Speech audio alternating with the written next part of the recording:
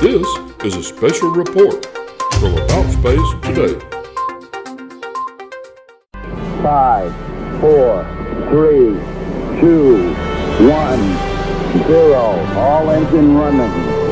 Liftoff. We have a liftoff.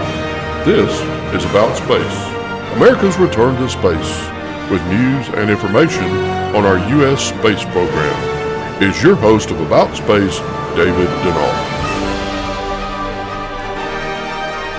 Okay, Houston, we've had a problem here. 5 guidance. Go guidance. We've had a hardware restart. I don't know what it was. Okay. Houston, we've had a problem. Those words shook the world. Welcome and thanks for joining me for our special report, Apollo 13.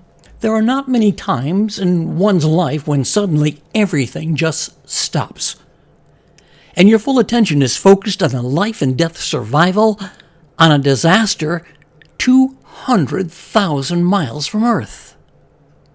Launch day, April 11, 1970. I remember that day as the press site stands were filled in anticipation of the launch of Apollo 13.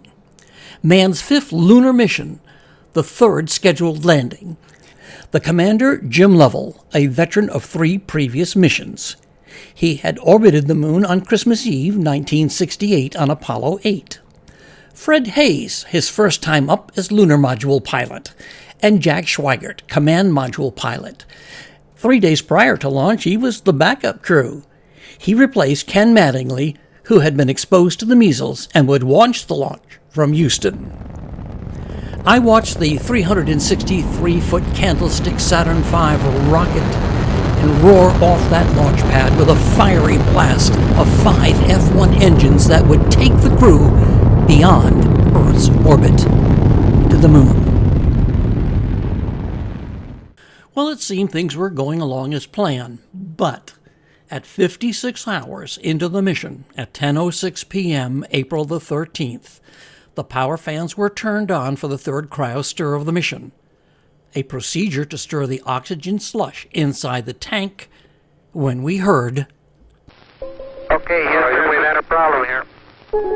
5 guidance. Go guidance. We've had a hardware restart. I don't know what it was. Okay. Houston, we've had a problem. And we had a pretty large bang associated with the caution and warning there.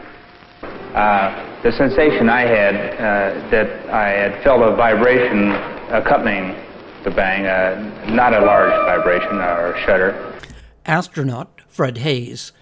Instead of a historic moon landing, it became a test of survival.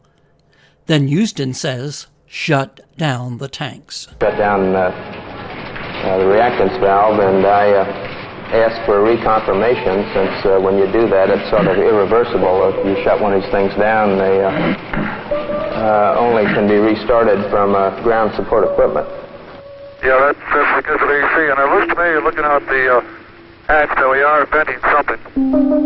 We are venting something out into space.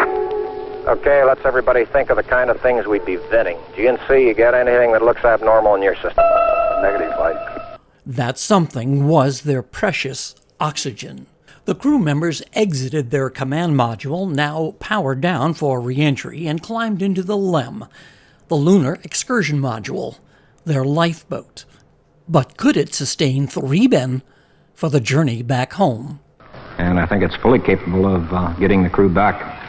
I think, as we have found before, every time we've put the LEM spacecraft to a test, it's always done much more than it was guaranteed to do. After converting containers to reduce carbon monoxide, the crew was ready for their return. However, temperatures inside the LEM were near freezing, making it for an uncomfortable trip home. Okay, copy that. Farewell, Aquarius, and we thank you. Okay, LOS in a minute or a minute and a half, and welcome home. Thank you.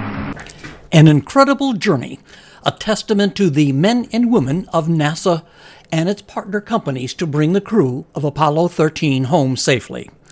I was there during those 7 days as the world held their breaths and prayed.